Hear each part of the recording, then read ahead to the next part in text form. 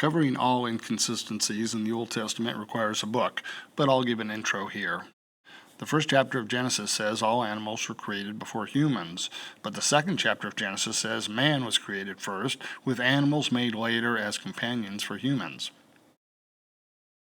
The first chapter of Genesis says humans, male and female, were made at the same time, but the second chapter of Genesis says God first created Adam. God then created animals, but subsequently concluded that animals are not ideal companions, so God made Eve out of a rib taken from Adam. God has different names, which suggests the Old Testament smashes together different accounts of different gods. In the first chapter of Genesis, the deity is Elohim, which is plural. In English, it is given as God.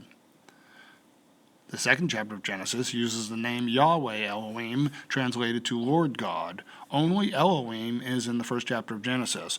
Only Yahweh Elohim is in the second chapter of Genesis. In Genesis, God tells Noah to take 2 animals of every kind with him into the ark. But later in Genesis, God says Noah must take 7 pairs of all clean animals and 2 of every other kind. Consider the plagues that are meant to convince Pharaoh to let Israel's children go free. With the 5th plague, God killed all of the livestock of the Egyptians. A 7th plague is described in which a hailstorm killed not just humans, but all the livestock of the Egyptians. The 10 Commandments given to Moses in Exodus 34 are not the same as the original set he received in Exodus 20. That is, if the 10 Commandments found in Deuteronomy are the second set, the replacement commandments.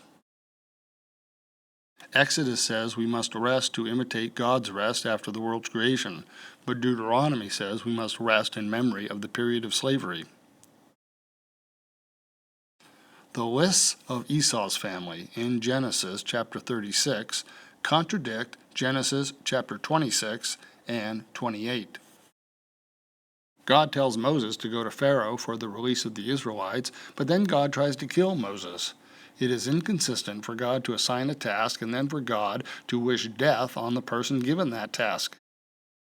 Moses is not killed due to Zipporah, the wife of Moses, chasing God off with the bloody foreskin of the couple's child.